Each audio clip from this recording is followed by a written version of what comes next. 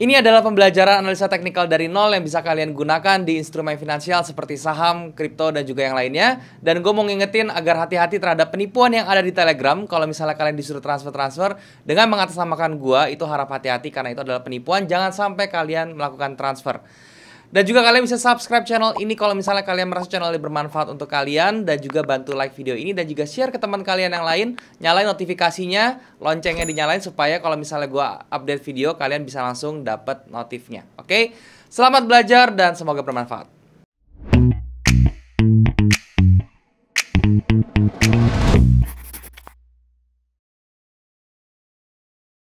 Nah, hari ini gue akan bahas tentang indikator juga ya. Jadi kita awali dengan indikator yang mana seperti kalian tahu dulu, gue kasih tahu penjelasannya dulu pertama ya. Jadi indikator itu dibagi menjadi 3 bagian besar. Yang pertama itu adalah trend following indikator, dan yang kedua itu adalah momentum indikator, dan yang ketiga itu adalah volume, teman-teman ya, volume indikator. Nah, momentum indikator ini bisa disebut juga sebagai oscillator indikator gitu ya. Itu hanya penamaan saja, tapi fungsinya itu adalah mencari momentum juga intinya seperti itu. Di bulan ini gue akan bahas semuanya satu-satu ya, kecuali yang volume. Kenapa? Karena volume itu tidak relevan di forex ya. Kenapa gue kasih taunya nggak relevan? Karena volume yang terjadi di forex itu bukan volume yang sebenarnya terjadi atau transaksi yang terjadi pada hari itu. Forex ini ada atau gold ya atau futures lah ya segala macamnya, itu adalah perdagangan kontrak teman-teman ya. Namanya juga futures berarti perdagangan kontrak ya.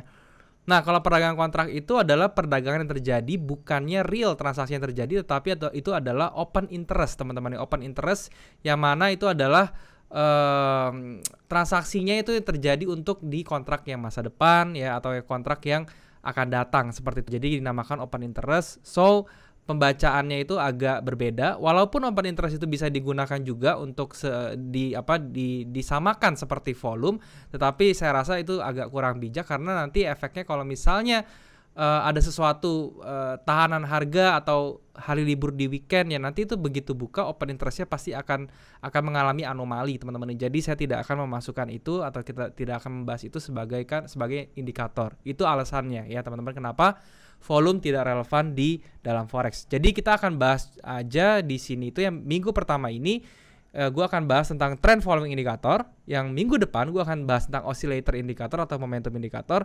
Minggu depannya lagi gue akan membahas indikator candle teman-teman yang namanya Heikin Ashi, yang mana itu sangat-sangat berguna buat kalian yang pemula trading ya. Dan kemudian di minggu keempat nanti gue akan bahas tentang yang namanya psikologi lagi atau tentang manajemen ya. Nanti gue akan selalu selipkan itu di setiap bulannya karena menurut gue itu sekali lagi sangat penting. Oke, balik lagi ke tema hari ini. Jadi hari ini kita akan bahas yang namanya trend following indicator teman-teman ya. Apa itu trend following indicator? Trend following indikator itu adalah indikator yang memberikan kita info tentang yang pertama itu adalah pergerakan arah tren ya. Jadi dia ngasih kita info pergerakan arah tren.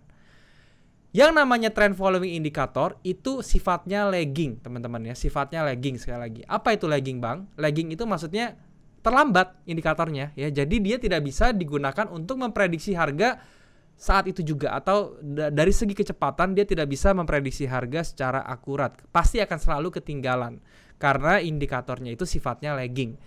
Maksudnya ketinggalan atau lagging itu bagaimana? Maksudnya gini loh. Kalau misalnya harganya itu terbentuk ya, itu indikatornya baru jalan, baru terbentuk juga, baru kegambar gitu loh. Jadi bukannya indikator dulu yang kegambar baru harganya jalan, tapi sebaliknya harganya dulu terbentuk baru indikatornya terbentuk. So kalau misalnya kayak gitu, kalian tidak akan bisa mengejar harga teman-teman ya. Itu tidak akan bisa mengejar harga.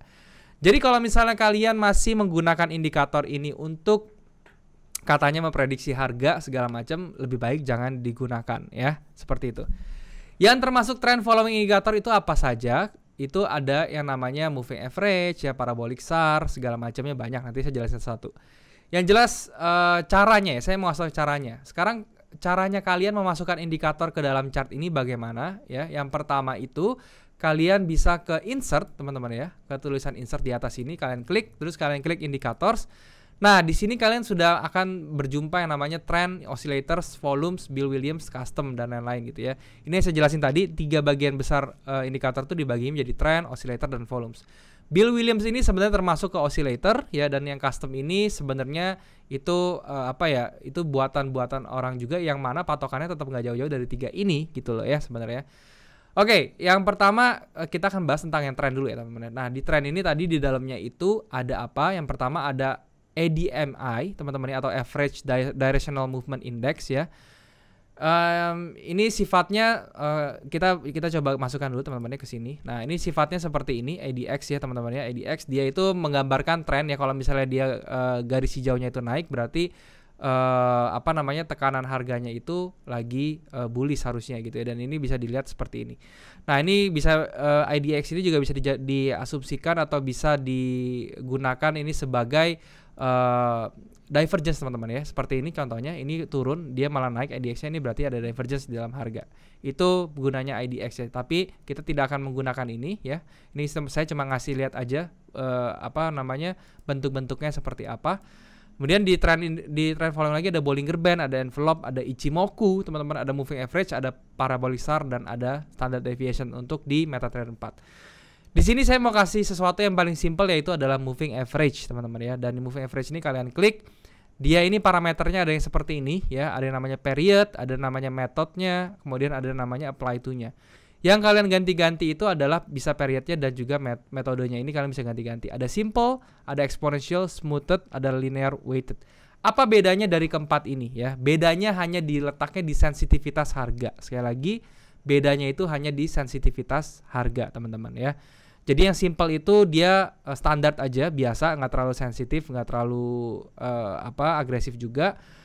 Dan kemudian ada yang namanya exponential, ini yang paling sensitif di antara semuanya. Yang smoothed ini adalah yang paling tidak sensitif, dan linear weighted ini yang sensitif juga tetapi tidak sesensitif yang namanya exponential. Dan kalau misalnya kalian mau mengidentifikasi yang namanya trend, saya selalu menggunakan yang exponential. Jadi kalian pakai yang exponential di sini. Terus periodnya kalian ganti pertama ke 21 teman-teman. Alasannya kenapa 21? Itu adalah bagian angka dari Fibonacci, dan itu mewakili trading day selama kurang lebih 1 bulan. Kalau buat saya sih seperti itu teman-teman ya. Jadi kita klik seperti ini. Nah, dia outputnya itu adalah garis seperti ini, yaitu namanya moving average. Tuh outputnya adalah berupa garis seperti ini. Apa fungsinya garis seperti ini teman-teman ya? Jadi simpelnya, gampangnya adalah kalau garis ini menghadap ke atas berarti tren harga tersebut lagi cenderung naik. Cara bacanya seperti itu ya. Jadi kalau misalnya harganya lagi garisnya itu ke atas, berarti tendensi harganya itu sedang naik. Kalau harganya turun garisnya ini turun ke bawah seperti ini, berarti sebaliknya, berarti tendensi harganya itu sedang turun ke bawah gitu teman-teman ya. Dan kalau harganya datar teman-teman ya, seperti ini harganya datar, dia berarti harganya trennya itu lagi sideways teman-teman ya. Tetapi kalau misalnya kalian mau membacanya seperti itu, kalian tidak bisa menggunakan yang moving average yang nilainya kecil seperti ini ya. Jadi kalau kecil ini kan dia baru turun sedikit aja dia sudah turun, ikut-ikutan turun nih. Jadi dia terlalu sensitif gitu ya, tadi saya bilang. Kalau misalnya kalian mau mengidentifikasi seperti itu, kalian bisa menggunakan saya bisa menggunakan simple moving average teman-teman ya. Jadi tergantung fungsi seperti apa. Jadi kalau misalnya kalian masukkan seperti ini, kalian ganti ke simple, terus ininya kalian ganti ke 90 teman-teman ya. Kalian klik OK. Nah, ini akan terbentuk tren yang lebih smooth ya, yang lebih halus ya. Nah, ini kalian bisa membacanya seperti itu ya. Jadi ini saya ganti warnanya ya. Kalian bisa ganti-ganti warnanya juga, dan kalian bisa ganti tebalnya ya. Saya ganti seperti ini. Nah, ini bisa lebih jelas teman-teman ya. Jadi kalau misalnya kalian pakai simple moving average 90, kalian bisa melihat, tadi saya bilang, kalau misalnya garisnya ini moving average menghadap ke atas, trennya lagi naik. Kalau misalnya dia menghadap ke bawah seperti ini, trennya lagi turun cenderungnya. Nah, kalau dia datar seperti ini teman-teman ya, lebih rata gini, flat ya, ini berarti trennya sedang sideways.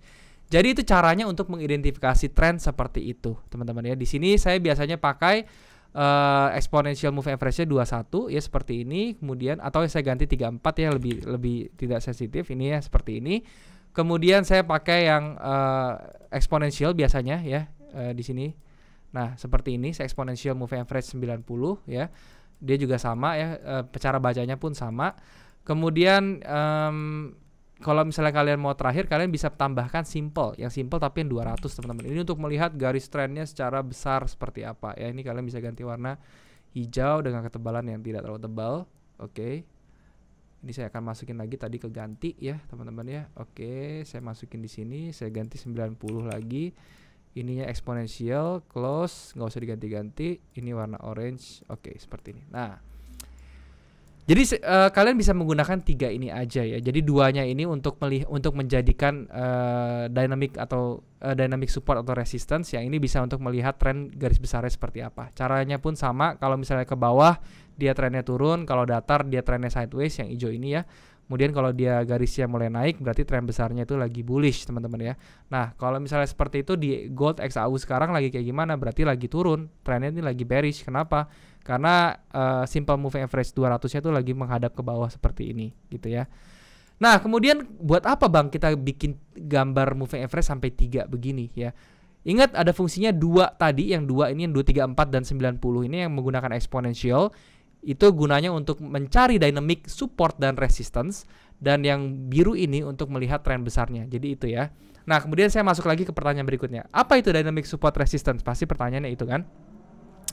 Dynamic support resistance itu adalah seperti level support resistance biasa, tetapi dia terjadinya atau levelnya itu berubah-ubah karena dia terjadi di fase trending ya. Kalau misalnya kalian tahu support resistance yang biasa standar kan dia menggunakan garis-garis seperti ini teman-teman ya. Jadi dia sebentar saya kasih horizontal line properties, saya ganti garis. Ini saya tebalin sedikit. Nah, kalian tahu ya kalau support resistance biasa itu bentuknya garis-garis seperti ini. Kalian tandain ya low-nya di mana seperti ini, terus high-nya di mana. Ini jadi area support atau resistance gitu ya. Dia statis bentuknya. Jadi satu level harga. Nah, kalau yang dynamic support resistance dia levelnya tuh berganti-ganti, berubah-ubah karena dia bergeraknya trending.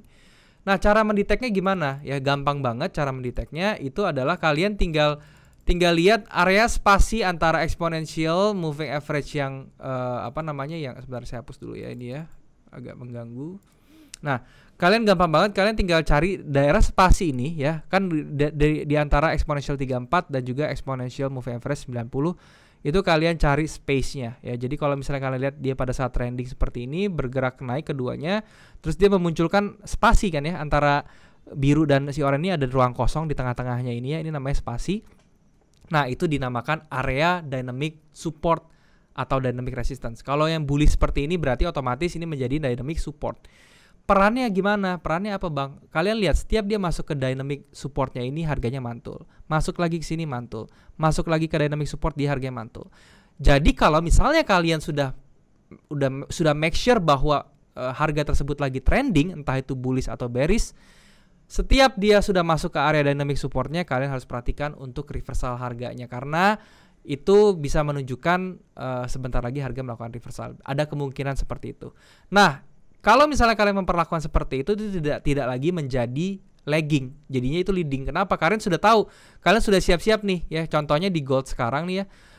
Ini kalian sudah tahu ya, ini area dynamic resistance-nya tuh di sini ya, di kurang lebih tuh di area sebelah sini teman-teman. Ini saya garis-garisin putus-putus nih seperti ini ya. Ini nih teman-teman ya. Ini yang saya arsir ini yang pakai garis putus-putus, ini menjadi area dynamic resistance ya. Karena apa? Karena ini kan marketnya bearish. Nah, dia pada saat dia koreksi ke atas ini kan jadi resistance ya, dynamic resistance. Nah, ini kan kita udah nggak lagging ya. Jadi kita sudah tahu duluan nih. Oh, berarti kalau misalnya si gold masuk ke sini dan di sini dia bikin swing high dan dia cenderung untuk berbalik arah, berarti dia kemungkinan besar akan balik arah nih di dalam resistance ini. Nah, jadi kita sudah tahu duluan, kita nggak ketinggalan. Lain halnya kalau misalnya kalian mempergunakan moving average itu seperti yang kalian temukan banyak-banyakan di internet atau di buku-buku di mana yang katanya tuh ada golden cross ya. Kalian bisa entry pada saat golden cross atau kalian bisa entry sell pada saat dia dead cross, namanya dead cross ya. Golden cross itu pada saat moving average kecil bersilangan atau nembus moving average yang lebih besar, itu namanya golden cross. Katanya begitu. Nah, tapi itu namanya adalah lagging, teman-teman ya. Kenapa lagging? Kalian bisa perhatikan ya, kalau misalnya kita entry di golden cross seperti ini ya, ini kan golden cross nih ya, dia pada saat moving average yang kecil dia crossing ke atas ya, di moving average yang besarnya dia cross di sini. Kalian perhatikan, pada saat dia crossing, kalian tidak mungkin entry-nya pada saat crossing, pasti di sini-sini ya. Sesudah beberapa kali dia crossing di sini ya. Kalian entry di sini, kalian lihat apa yang terjadi. Begitu kalian entry dia harganya turun gitu ya. Oke, dia nanti akhirnya naik lagi gitu loh. Tapi pada saat dia kesini naiknya nggak lama dia dibanting teman-teman, dan ini kalian kalau cut loss di sini udah pasti kena gitu loh ya. Seperti itu sama teman-teman ya, di sini seolah-olah kalau ini jeleknya lagi kalau kalian dead cross di sini ya, ini ada dead cross nih sebenarnya, ternyata dia ditipu teman-teman, nggak jadi dead cross seperti itu. Nah, itu namanya indikator lagging seperti itu. kadang-kadang kalau kita pakai dead cross dan golden cross tuh kadang-kadang masalahnya dua. Pada saat kita entry harganya sudah jalan duluan, dan pada saat entry kita sudah telat dan dia malah koreksi ke bawah, dan kita keburu kena cut loss duluan baru dia naik gitu, itu malah bikin sakit hati. Yang kedua, dia banyak penipuan seperti ini nih, seolah-olah dia cross tapi ternyata dia tidak jadi cross dan dia malah berlanjut harga ke atas dan kena cut loss lagi ujung-ujungnya.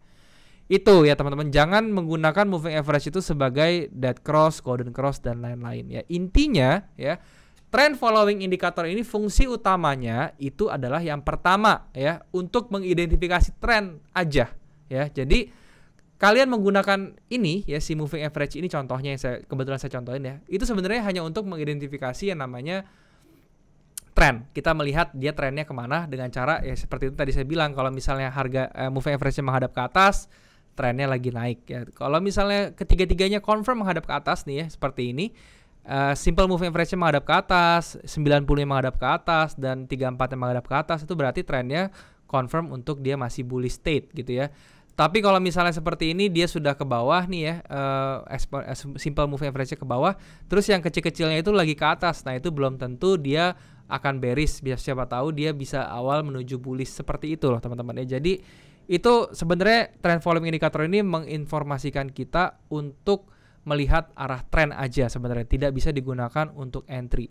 Nah, tetapi saya melakukan tweak sedikit yang tadi saya bilang, sebenarnya kita bisa memanfaatkan ini sebagai opportunity juga kalau kita menjadikannya ini sebagai indikator menjadi leading, tidak lagging lagi. Caranya gimana? Cara membacanya adalah salah satunya dengan menjadikan ini dynamic support atau dynamic resistance, yang mana tadi saya sudah kasih tahu caranya seperti itu teman-teman ya. Kalau misalnya dia masuk ke spasi antara dua ini, terus dia bisa mantul lagi harganya, berarti kita bisa melihat area dynamic support dan juga menjadikan itu area dynamic resistance, yang mana itu adalah indikator leading dan kita bisa mendapatkan informasi yang lebih dulu gitu ya. Jadi kita bisa siap-siap dulu sebelum harganya masuk ke area tersebut teman-teman. Oke.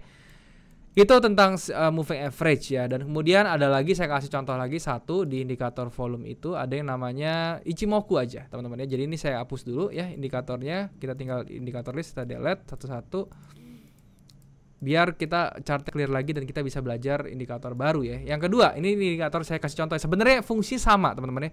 Semua ini fungsi sama, yaitu untuk melihat arah tren. Cuma cara bacanya aja berbeda. Ini saya kasih contoh Ichimoku ya. Ini saya kasih semua Ichimoku-nya, saya nggak ubah-ubah apa-apa, saya kasih standar aja. Nah, teman-teman bisa lihat ya, Ichimoku pun sama ya. Dia buat mengidentifikasi tren ya. Caranya gimana? Caranya tinggal lihat cloud-nya aja teman-teman, cloud dan garis biru ini ya teman-teman ya. Garis biru ini namanya adalah garis Kijun Sen teman-teman ya. Kalau misalnya kalian lihat di sini ya, Ichimoku itu terdiri dari 5 variabel. Yang pertama itu adalah Tenkan-sen, itu adalah garis putih seperti ini ya.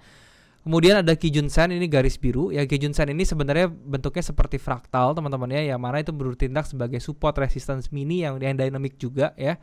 Dan juga ada Chikou Span yang warna putih ini teman-teman ya. Nah, Chikou Span ini adalah seperti bentuknya simple moving average 1 teman-teman ya. Jadi dia benar-benar ngikutin arah harga, tinggal melihat tekanan harga seperti apa ya. Dan kemudian ada Kumo ya. Kumo itu adalah awan ini. Kalau Kumonya itu warnanya orange, berarti ini Kumonya adalah bullish ya, menunjukkan tanda bullish. Dan kalau misalnya dia warnanya ungu seperti ini menandakan bearish ya, seperti itu. Gampang cara bacanya ya teman-teman ya. Kalau misalnya kalian lihat Ichimoku ini Kumonya ini atau awannya ini berwarna orange seperti ini dan harganya berada di atas awannya ini, kita bilangnya awan ya, atau Kumo itu bahasa Indonesia awan. Itu dia berarti lagi bullish ya. Dan kalian lihat juga si Kijun Sen-nya ini warna biru juga, dia menghadap kemana? Kalau dia menghadap ke atas terus, berarti sedangkan itu bullish ya. Chikou Span ini warna putih tidak usah terlalu diperhatikan. Jadi perhatikan Kijun Sen-nya sama Kumonya aja ya. Jadi kalau Kijun Sen-nya ngadep ke atas terus dia harganya berada di atas Kumonya, berarti dia lagi bullish. Sedangkan kalau misalnya harga berada di bawah si Kijun Sen ya, Kijun Sen memang menghadap ke bawah juga, dan Kumonya juga berada di atasnya si harganya dan warnanya juga sudah ganti, berarti dia lagi bearish ya. Ini lebih mudah lagi untuk melihat secara visual karena dia sudah dibedakan sebagai warna ya. Nah, kelemahannya adalah kalau misalnya si Ichimoku ini dia berada di fase sideways seperti ini jadi tidak relevan teman-teman. Jadi Ichimoku ini sangat tidak relevan kalau kalian gunakan di sideways. Sebaiknya kalau misalnya kalian sudah make sure ya harganya dari moving average itu sudah up, baru kalian bisa masukkan si Ichimoku ini sebagai konfirmator tambahan. Jadi kalau misalnya kalian sudah yakin dulu nih secara moving average-nya dia sudah trending ya, dia tidak sideways lagi, itu baru kalian bisa masukin si Ichimoku. Tapi kalau misalnya kalian masukin Ichimoku di fase yang lagi sideways seperti ini menjadi kacau ya, tidak bisa digunakan. Makanya saya bilang ini jangan sekali-sekali ya gunakan trend following indicator itu untuk entry teman-teman, karena dia lagging sekali lagi, dan memang dia tujuan utamanya itu adalah untuk melihat arah trend ya, seperti itu. Oke, jadi itu yang mau saya jelaskan tentang trend following indicator, teman-teman. Ini gampang ya. Jadi jangan salah persepsi ya. Di sini tujuan saya membuat yang si move average ini adalah saya mau membetulin perspektif kalian tentang indikator. Jadi jangan, pertama yang saya mau betulin adalah jangan menggunakan indikator itu sebagai entry tools tunggal ya. Jadi ingat ya, indikator itu hanya konfirmator, hanya bantuan tools untuk kita melihat harga seperti apa. Jangan gunakan itu sebagai alat entry. Kenapa? Karena sekali lagi ini adalah lagging. Kecuali kalian bisa merubahnya dan kalian melakukan tweak sedikit sehingga itu bisa menjadi indikator yang leading seperti yang tadi saya gunakan. Saya menggunakan moving average itu untuk melihat dynamic support resistance seperti tadi ya. Oke teman-teman, itu aja ya. Jadi semoga bisa bermanfaat, dan sekarang kita balik lagi ke kamera teman-teman.